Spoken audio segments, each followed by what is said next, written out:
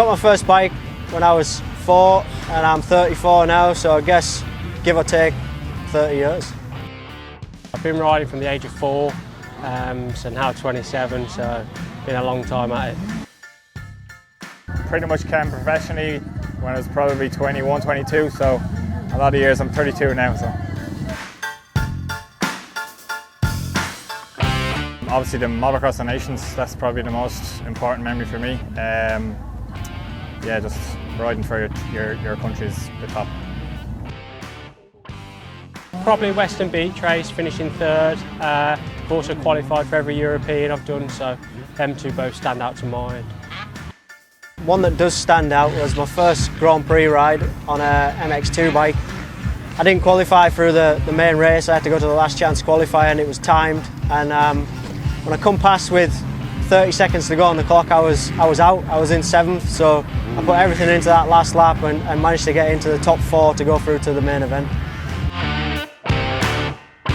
I've been riding 4-stroke the last, I don't know, 5, I'm actually longer than that now, yeah. It's a good bike to ride, it's a lot easier than a 2-stroke. Obviously more fun on a 2-stroke, but to be competitive, I think being on a 450 is important in the MX1 class. Just it's so much fun. Like it's just you can ride a 250F, 250 2-stroke. There's not a lot actually in them. It's down to a preference, but the 2-stroke's just fun. Like it's just the noise is good, the light, they slide. They are really good. The bike's a lot kinder on you. You know, Monday mornings weren't my friend when I rode a 450, but this thing is so much kinder on the body, and I take my helmet off, I've got a smile, and that's what it's all about at the minute. My personal favourite Husqvarna is a 2019 250F. My favourite Husqvarna is probably 2018, but after this year I'm really liking this bike at 21, so ask me at the end of this year. The last 2 years on the 2-stroke, so 2020 and 2021 on the Apico Husqvarna.